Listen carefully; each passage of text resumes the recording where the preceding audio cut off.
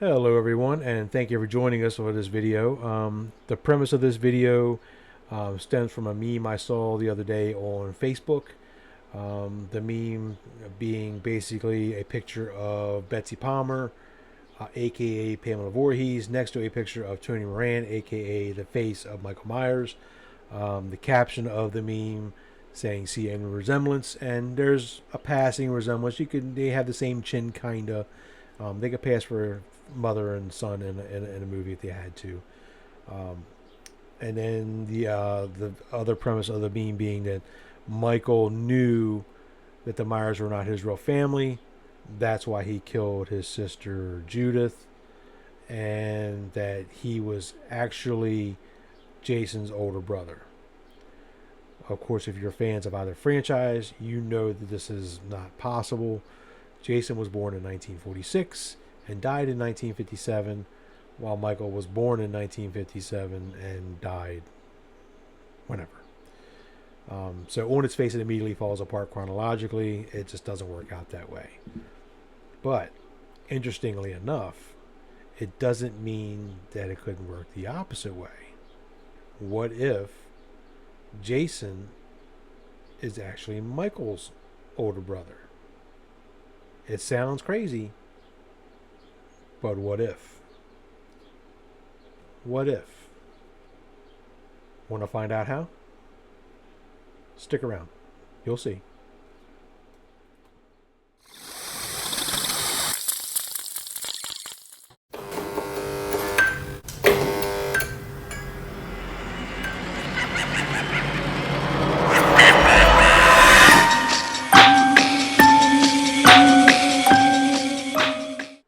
All right, folks, thanks for sticking with us. To delve into the story a little bit, we'll get started on the bios for the individual characters in this storyline and see where that takes us from there. Since Jason is the older brother, we'll start with him first. Jason is my favorite, so that works out for me. Jason Voorhees was born on June 13th, 1946. The ill-begotten son of Elias and Pamela Voorhees. He was born with some obvious physical deformities that negatively affected his life up until his unfortunate presumed drowning in 1957 at Camp Crystal Lake. I say presumed because they never found his body. It was never recovered from the lake. So it was assumed that he drowned and was lost forever. We don't know of his return until Friday the 13th Part 2 in 1981. And that's kind of it for Jason in a nutshell. Since he drowned in 1957, that segues nicely into Michael Myers, who was born on October 19th, 1957, to Peter and Edith Myers. And in 1963, went upstairs and killed his older sister Judith. Was subsequently incarcerated in Smiths Grove Sanitarium for 20 years until he escaped in 1978 and went on his killing spree on October 31st of the same year, where he killed several teens and became the boogeyman to Laurie Strode. As for their parents, there's not a whole lot of backstory on Elias or Pamela Voorhees. From the accounts I can find, Elias was not a very nice man. And then sometime in 1946, he either mysteriously vanished because he ran and abandoned his family, or Pamela had to kill him in self-defense because he was abusive to either her or Jason, and that would account for Jason's deformities, I guess. Doesn't really matter. He's out of the picture in 1946. Pamela Voorhees, how I can find, was born in 1930. Became a mother in 1946 to Jason. Sometime after her husband's disappearance / death, she went to work for the Christies at Camp Crystal Lake, probably around 1956 or so, 56 or 57, and was there on the day that Jason presumed drowned in the lake. She took a few months off to grieve and begged the Christies to return in 1958. There is speculation on why she returned. It could be because she just wanted to return to work. But there's other speculation that the two counselors who were there on the day that Jason drowned were returning to the camp to work in 1958. So she begged the Christies to come back on so she could exact her revenge, which she did, presumably on the two counselors at the beginning of Friday the 13th in 1980. That was in 1958. After 1958, there is no mention of Pamela Voorhees until she returned to Camp Crystal Lake in 1979 and killed all the counselors, including Steve Christie, the son of the Christies, who were her former employers, with the only known survivor being Alice, who at the end, of course, beheaded Pamela in front of Jason, and then he takes up the mantle in part 2 in 1981. That's it for Jason's lineage as far as we know, his parents. As for Michael's parents, their names are Peter and Edith Myers.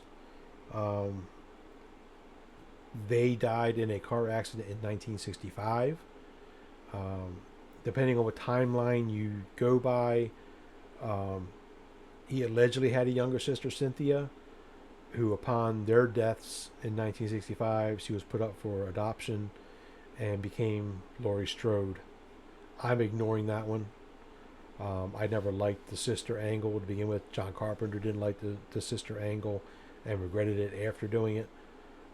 David Gordon Green retconned that by ignoring part 2 where that little tidbit was revealed. So we're going to go with that. It was Jason was an only child, quote unquote. Michael was an only child. And there's one other person I want to mention, and you'll see why in the next segment when we get to the more detailed portion of it, and that's Ralph Neely, aka Crazy Ralph. There is some speculation on the internet that I've seen around in some of the horror forums and some of the fan pages and stuff like that, that there's speculation that Ralph is actually Jason's father. I don't think he's Jason's father, but I'm mentioning him because I want to come back to that at a certain point, and that's going to be in the next segment. So stay tuned. We'll be right back.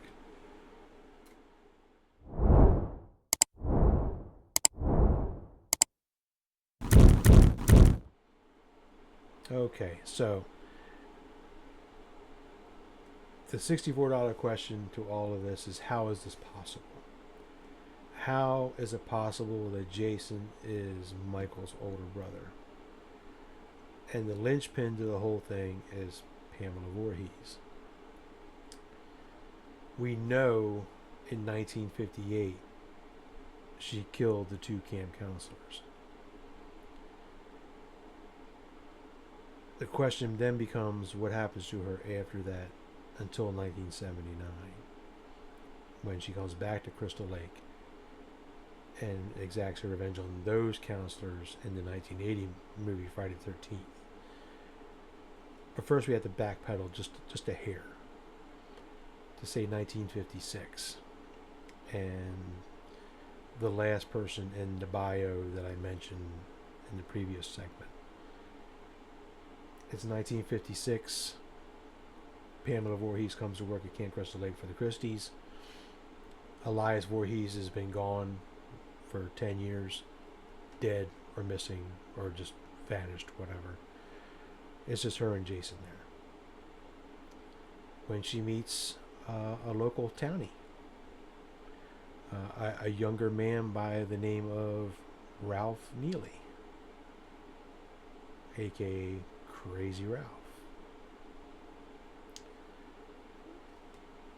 Whether it was love or companionship or heat of the moment, the details don't really matter. But for the sake of this theory, at some point in 1956, maybe early 57, Ralph and Pamela hook up. She becomes pregnant. So at the time of Jason's death, later in 1957, I believe in September, the trauma of that event obviously was very hurtful on Pamela's psyche. Throws her at some point into labor in October, and her child is born in October of 1957, the same month and year as Michael Myers. Sometime in 1958, she begs the Christies to come back to work at Camp Crystal Lake for whatever reason. She has a son. She wants to get back to work. She's feeling better. Whatever. Later in 1958, counselors come back to work, and she realizes that the two counselors that are coming to work at Camp Crystal Lake are the same two counselors that were on the job when Jason drowned. She snaps. Something snaps in her brain. And on that night in 1958, the intro scene to Friday the 13th, she confronts the two counselors who are getting frisky once again in the attic or storage room, wherever that is, and she kills them. The question then becomes, what happens to her after that? What happens to her baby, who's maybe a year old, less than a year old at the time? My theory is that after those 1958 murders, she was incarcerated. She was caught. She didn't get away with it. She didn't just kill those two counselors and then vanish for 20 years. She was caught. And she was prosecuted. She went on trial. And she was found not guilty by reason of insanity, where she was to be institutionalized for the rest of her life in padded cell somewhere. Whether that was in New Jersey or maybe in another state like Illinois, at an institution maybe 150 miles north of a specific town in Illinois, maybe Smith's Grove Sanitarium, 150 miles north of Haddonfield. So here's Pamela Voorhees, institutionalized, and she has a child who's one, maybe, by the time she's incarcerated. Obviously, you can't keep him, so he's subsequently put up for adoption. That brings us to Peter and Edith Myers, who have a daughter, Judith. And if you look at the chronology, Judith was 17 in 1963 when she was murdered by Michael, who was 6 years old. And between two siblings, 11 years is a pretty big age gap for two siblings. Usually they're fairly closer together, for the most part, but 11 years is a pretty big gap. So let's say, for argument's sake, that Peter and Edith have Judith, and for whatever reason, they can't conceive anymore. Whether it's infertility, health reasons, Edith can't conceive. She has some miscarriages. There's too much health risk involved in her getting pregnant again. But they want another baby. They want another child. So they decide to adopt. Well, it's 1957, 58, 59. They happen to know, maybe Peter knows, a doctor or somebody who works at Smith's Grove. and say, hey, here's this woman from another state. She's institutionalized here for murder. She has this young son, whose name we don't know, who's going to be put up for adoption. You're looking for another child. Why don't you adopt him? So they go through the process of adopting this child, who becomes Michael Myers. And in 1963, he snaps, or whatever you want to call it, kills Judith, because in his heart he knows that she's not his biological sister.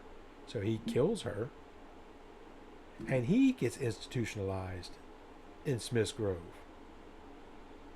Now, obviously, they're not going to be incarcerated together. They're going to be in different sections of the sanitarium, because he's 6 and she's an adult woman, and they're going to be separated. And they're probably never going to see each other, and they don't have the same last name at this point, so there's no way they can make the connection between the two. So it's very possible that mother and son were both incarcerated in Smith's Grove Sanitarium until 1978, when Michael makes his escape. Because if you remember, when Dr. Loomis pulled up outside of the sanitarium, there were patients roaming all over the place. Michael wasn't the only one to escape. There were patients everywhere. We don't know what happened to any of these patients because they weren't integral to the story, so they never talked about it. But what happened to those other patients? How many other patients escaped? What if, on the night that Michael escaped, Pamela escaped as well? It was 1978. And if you remember, Pamela, her history is missing from 1958 to 1979, when she returned to Camp Crystal Lake. So if they escaped on October 30th, 1978, and she made her way to Camp Crystal Lake, that would put them in 1979. She might have lived there for a little while, because Steve Christie, the son of the Christies who originally hired her, knew her. And on the night he was killed, he recognized her, but he was surprised to see her, but he wasn't surprised by it being her, per se. He wasn't like completely surprised. Oh, hey, it's you. What are you doing out here? So he knew her for a little bit at least. So she'd been in Crystal Lake for at least weeks or months. So she had been there for a little while.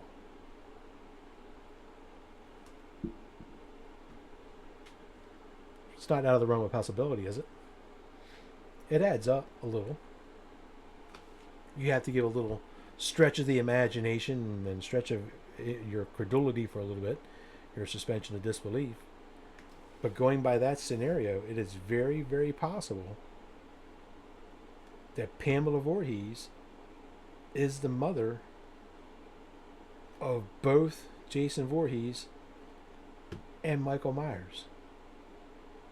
Jason's father is Elias, and Michael's father is Crazy Ralph Neely. And it all comes out together in the end. Her special boys, plural. What do you think about that, guys? What do you guys think about how I laid out the timelines and how it's technically possible? Give me your feedback. Let me know what you think. Do you like the idea? I mean, I'm sure if Hollywood tried to come out with this idea, the nerd rage would be apocalyptic. And, so many eyes would roll in the back of people's heads that the Earth would wobble off its axis and explode into Armageddon. But theoretically, it's entirely possible. What do you guys think? Let me know in the comments below. Thanks for stopping by.